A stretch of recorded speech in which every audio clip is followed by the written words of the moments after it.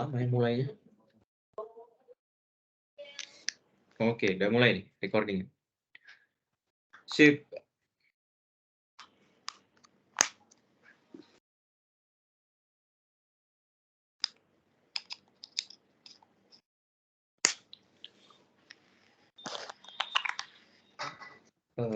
Sabar.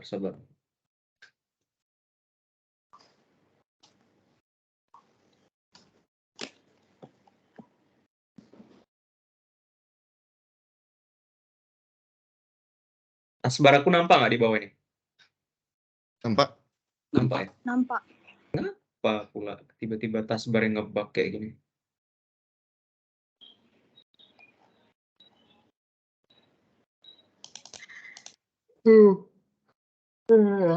Nah, oke, sip. Yuk, gas. Selamat malam, Serton. Kami dari kelompok Trust Issue akan mempresentasikan UTS statistik kita.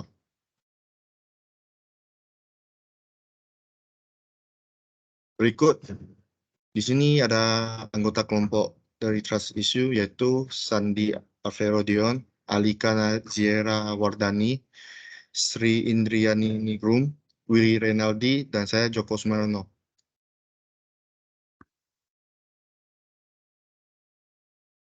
Di bagian research phenomenon dan atau resource problem, evaluasi kepuasan konsumen pada platform pesan makanan online di kalangan mahasiswa Kota Batam berdasarkan fitur-fitur yang disediakan. Dewasa ini sangat banyak platform penyediaan pesan makanan online. Contoh besarnya adalah GoFood, GrabFood, dan Shopee Food. Platform-platform di atas menyediakan beragam fitur dan saling bersaing untuk memanjakan konsumennya. Namun, tidak jarang ada konsumen yang enggan mulai memesan atau memesan ulang makanan secara online karena alasan tertentu. Hal inilah yang menjadi dasar kami untuk melakukan penelitian evaluasi kepuasan konsumen pada platform pesan makanan online di kalangan mahasiswa Kota Batam berdasarkan fitur-fitur yang disediakan. Baik, selanjutnya saya akan membacakan research question-nya. Yang pertama, apakah konsumen puas dengan fitur-fitur yang diberikan oleh platform pesan makanan online? Yang kedua, apakah ada yang mempengaruhi tingkat kepuasan konsumen pada platform pesan makanan online? Yang ketiga, apa saja faktor yang mempengaruhi niat konsumen untuk menggunakan kembali platform pesan makanan online? Yang keempat, seberapa penting peran promosi dan diskon dalam mempengaruhi kepuasan konsumen pada platform pesan makanan online? Selanjutnya, saya akan membacakan research expert contribution-nya. Yang pertama, penelitian ini dapat memberikan gambaran mengenai tingkat kepuasan konsumen pada platform pesan makanan online berdasarkan fitur-fitur yang disediakan. Hal ini dapat membantu platform dalam memperbaiki layanan yang disediakan dan meningkatkan kepuasan konsumen di kalangan mahasiswa Kota Batam.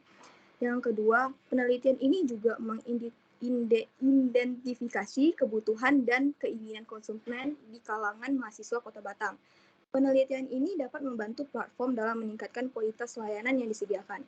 Hal ini dapat meningkatkan kepuasan konsumen dan memperkuat citra dan reputasi platform.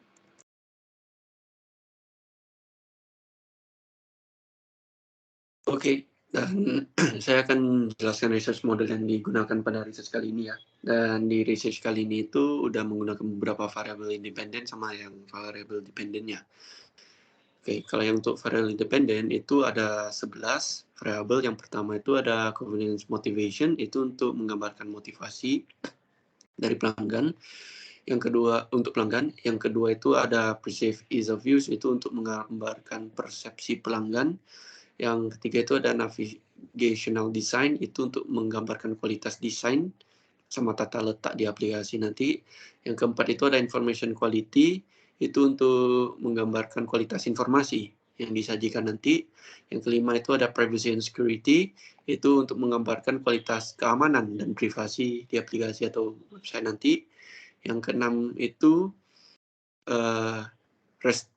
restoran credibility, itu menggambarkan kredibilitas restoran yang diwakili oleh merek. Baru ada perceived severity, itu untuk menggambar persepsi pelanggan tentang keparahan COVID-19. Yang ke-8 itu ada price, itu variabel yang gambarin harganya. Yang ke-9 itu ada safe packaging, itu untuk menggambarkan kualitas kemasan, package. Yang ke-10 itu ada promotion, itu untuk menggambar promosi atau diskon yang ditawarkan.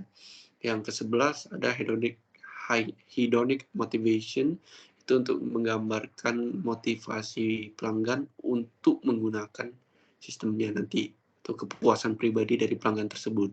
Next ada variabel yang dependen. Nah, variabel yang dependen ini ada 3 yang digunakan untuk research kali ini.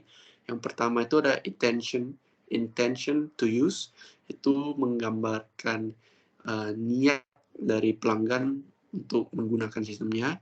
Yang kedua itu ada actual use, setelah ada niat, aktual pelanggan yang menggunakan itu diukur dari situ. Baru yang terakhir ada satisfaction and loyalty, itu untuk menggambarkan pelanggan, berapa banyak pelanggan yang puas sama berapa pelanggan yang datang kembali atau menggunakan kembali, yang loyalitasnya seperti itu. Lalu next ada hipotesis atau formula hipotesis, ya, formula hipotesa. Nah, ini ada tersedia 13 hipotesis. Nah, yang kalau dijelaskan satu persatu itu ada hipotesis 1 itu soal motivasi hedonis yang berpengaruh langsung signifikan terhadap minat menggunakan. Yang kedua, hipotesis kedua itu ada ya, kenyamanan memiliki pengaruh langsung yang signifikan terhadap niat untuk menggunakan. Yang ketiga, hipotesis ketiga itu kemudahan penggunaan yang dirasakan memiliki efek langsung yang signifikan terhadap niat untuk menggunakan. Yang keempat itu desain navigasi memiliki pengaruh langsung yang signifikan terhadap niat untuk menggunakan. Yang kelima ada kualitas informasi berpengaruh langsung signifikan terhadap intention to use. Yang keenam ada privacy dan keamanan memiliki pengaruh langsung yang signifikan terhadap niat penggunaan. Yang ketujuh ada kredibilitas restoran berpengaruh langsung signifikan terhadap niat penggunaan. Yang ke-8 ada keparahan COVID-19 yang dirasakan memiliki efek langsung yang signifikan terhadap niat untuk menggunakan. Yang ke-9 ada niat untuk menggunakan memiliki pengaruh yang signifikan terhadap penggunaan yang sebenarnya. Yang ke-10 harga memiliki pengaruh langsung yang signifikan terhadap penggunaan sebenarnya. Yang ke-11 pengemasan yang aman akan memiliki efek langsung yang signifikan pada penggunaan sebenarnya. Yang ke-12 promosi memiliki efek langsung yang signifikan pada penggunaan sebenarnya. Yang ke-13 menggunakan actual berpengaruh langsung signifikan terhadap kepuasan dan loyalitas. Selanjutnya dilanjutkan oleh teman saya. Untuk result of research instrument test, karena kuesioner kami masih dalam tahap revisi dan belum di-approve, maka kami belum bisa menjalankan instrumen test karena data belum ada yang bisa diolah. Untuk publication targetnya, yang pertama untuk platform pesan makanan online itu sendiri, mendapatkan gambaran mengenai tingkat kepuasan konsumen pada platform pesan makanan online berdasarkan fitur-fitur yang disediakan. Para platform pesan makanan online dapat mempelajari pola kepuasan konsumen dan menjadikannya langkah untuk membangun sistem untuk meningkatkan layanan dan strategi bisnis baru untuk penetrasi pasar dan mendapatkan konsumen baru sebanyak-banyaknya, khususnya di Kota Batam, dan memuaskan konsumen lama dengan berbagai treatment di dalam sistemnya. Untuk penelitiannya, dapat mengetahui perilaku konsumen atau pengguna dari platform pesan makanan online sehingga nantinya diharapkan dapat digunakan menjadi dasar untuk penelitian selanjutnya. Untuk publication target jurnalnya, kami berharap untuk bisa di Sinta 3. Next, akan dilanjutkan oleh teman saya. Oke, baik. Selanjutnya saya akan menjelaskan tentang current data gathering-nya. Di sini kami sudah mempunyai Google Form-nya yang kami gunakan sebagai kuesioner. dan di sini terdiri dari 16 bagian. Oke, langsung. Di sini, dimulai dengan pengumpulan data-data umum seperti jenis kelamin, usia, lalu apakah, mereka pernah menggunakan aplikasi untuk order makanan secara online atau tidak. Kemudian lanjut ke, dari variabel-variabel independen tadi, kami membuatkan beberapa pertanyaan di setiap variabel-variabelnya, yang dimulai dengan motivasi kenyamanan. Pertanyaan pertama itu ada beberapa sering Anda menggunakan jasa platform pesan makanan online, yang, terdiri dari 5 pilihan. Yang pertama itu sangat jarang dan yang kelima itu sangat sering. Lalu pertanyaan selanjutnya ada saya bisa memesan makanan online di mana saja dan kapan saja. Lalu selanjutnya, saya merasa menggunakan jasa pesan makanan online bisa memudahkan saya untuk mendapatkan makanan atau minuman. Kemudian saya bi saya merasakan saya merasa menggunakan jasa pesan makanan online bisa membantu menghemat waktu daripada saya membelinya sendiri. Kemudian lanjut ke variabel yang kedua yaitu kemudahan penggunaan. Nah, di sini ada beberapa pertanyaan juga yaitu saya bisa dengan mudah mencari makanan atau minuman yang saya mau, kemudian saya bisa menyelesaikan transaksi dengan cepat, lalu kemudian saya merasa platform penyedia pesan makanan online mempunyai desain UI atau UX yang baik, lalu aplikasi pesan makanan online memiliki tombol yang informatif untuk membantu saya, kemudian, eee variabel berikutnya adalah kualitas informasi. Nah, di sini pertanyaannya ada, saya merasa platform pesan makanan online memberikan saya informasi yang up to date tentang restoran, makanan, dan diskon ataupun promo. Kemudian, saya merasa nyaman menggunakan platform pesan makanan online karena memberikan saya informasi yang bisa dipercaya. Kemudian ada pertanyaan, saya merasa platform pesan makanan online menyediakan informasi yang benar dan detail seperti yang saya perlukan. Kemudian selanjutnya ada pertanyaan, saya merasa platform pesan makanan online menyediakan informasi yang benar dan detail seperti yang saya perlukan. Kemudian, variabel yang selanjutnya itu ada privasi dan keamanan. Di sini ada beberapa pertanyaan seperti, saya merasa aman karena platform pesan makanan online mempunyai langkah-langkah pembayaran yang dilindungi sebelum transaksi terjadi. Kemudian, saya merasa langkah-langkah verifikasi aplikasi sebelum digunakan baik bagi pengguna maupun pengemudi dapat mengurangi resiko tersebut. Kemudian, saya pikir sebaiknya platform pesan makanan online tidak memberikan informasi pribadi kepada pihak lain. Kemudian, variabel yang berikutnya itu ada kredibilitas dari restoran itu sendiri. Di sini ada beberapa pertanyaan. Yang pertama itu ada, saya berpikir bahwa penilaian yang ada di aplikasi pesan makanan online membantu saya menentukan pilihan saat akan membuat pesanan. Kemudian, penilaian restoran yang ada di aplikasi pesan makanan online mempengaruhi saya saat akan membuat pesanan. Kemudian, saya lebih suka untuk membeli dari restoran yang memiliki penilaian yang baik. Lalu, saya berpikir bahwa ketersediaan outlet restoran mempengaruhi saya untuk membuat pesanan.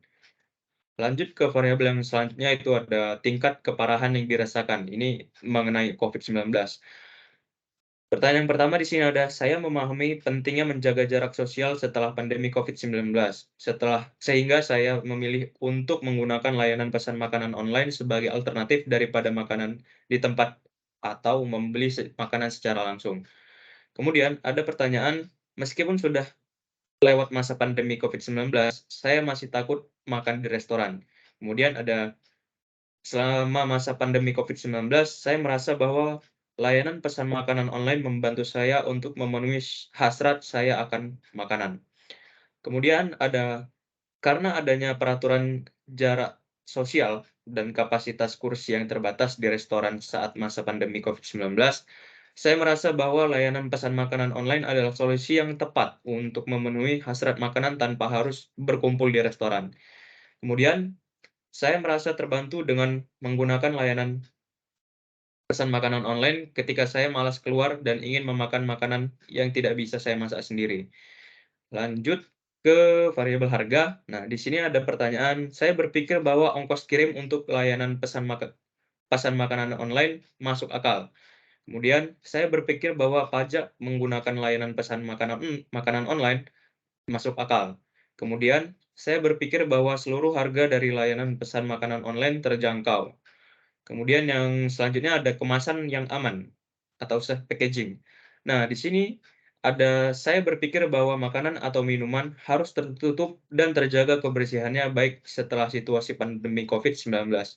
Kemudian, saya khawatir bahan kemasan mempengaruhi kebersihan makanan. Lalu, saya percaya bahwa mendapat informasi tentang kesehatan individu yang terlibat dalam persiapan dan pengiriman makanan saya sangat penting untuk menjaga standar kebersihan makanan. Lanjut ke variabel yang selanjutnya itu ada promosi. Di promosi saya merasa bahwa diskon yang diberikan mendorong saya untuk menggunakan layanan pesan makanan online. Kemudian, syarat dan ketentuan promo sangat penting bagi saya sebelum menggunakan layanan pesan makanan online. Kemudian saya berpikir bahwa tanggal kadaluarsa dari promo mempengaruhi saya dalam membuat pesanan. Selanjutnya itu ada motivasi hedonis. Di sini saya menggunakan layanan pesan makanan online tidak hanya untuk memenuhi kebutuhan standar saya, tapi juga untuk tujuan lain. Kemudian saya biasanya menghabiskan lebih banyak uang dengan memesan makanan online daripada jika saya membeli makanan ke tempat dikarenakan adanya persyaratan pesanan minimum dan promo. Kemudian, saya merasa senang jika menggunakan layanan pesan makanan online untuk memberikan makanan atau minuman kepada orang lain.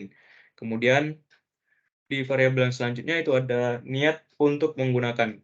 Di sini saya akan menggunakan pesan makanan online di masa depan.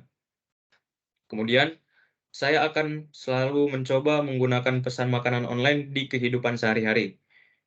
Selanjutnya saya berencana untuk sering menggunakan pesan makanan online. Kemudian, saya telah memutuskan untuk menggunakan pesan makanan online selanjutnya. Di variabel yang selanjutnya itu ada desain navigasi. Di sini saya merasa bahwa navigation bar di aplikasi layanan pesan makanan online sangat membantu.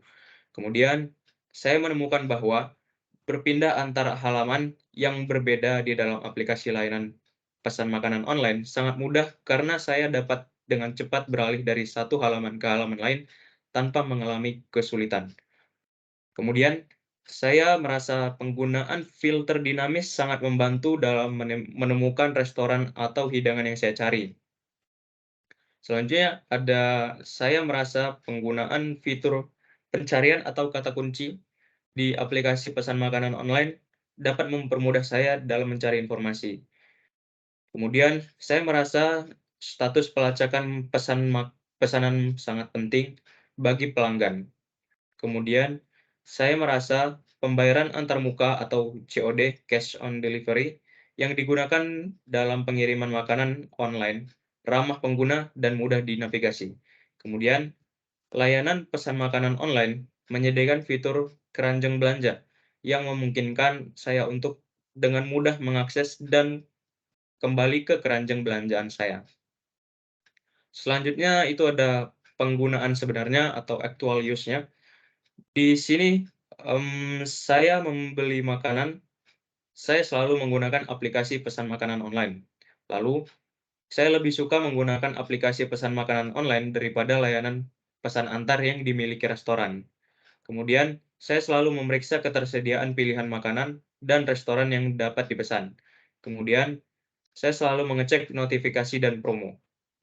Dan yang terakhir di sini ada variabel kepuasan dan loyalitas. Di sini saya merasa puas dengan cara kerja aplikasi pesan makanan online. Selanjutnya secara keseluruhan, saya merasa puas dengan layanan pesan makanan online. Kemudian, saya selalu berlangganan promo yang ada di platform pesan makanan online. Selanjutnya saya akan menggunakan layanan pesan makanan online lagi di masa depan. Kemudian, saya akan mempromosikan platform pesan makanan online kepada orang lain. Selanjutnya, yang terakhir itu saya akan membagikan testimoni dari penggunaan layanan pesan makanan online kepada publik. Nah, jadi itu adalah kuesioner kami. Jika ada kesalahan mohon dikoreksi. Dan Mungkin itu saja yang dapat kelompok kami sampaikan, kurang dan lebihnya mohon dimaafkan, dan terima kasih.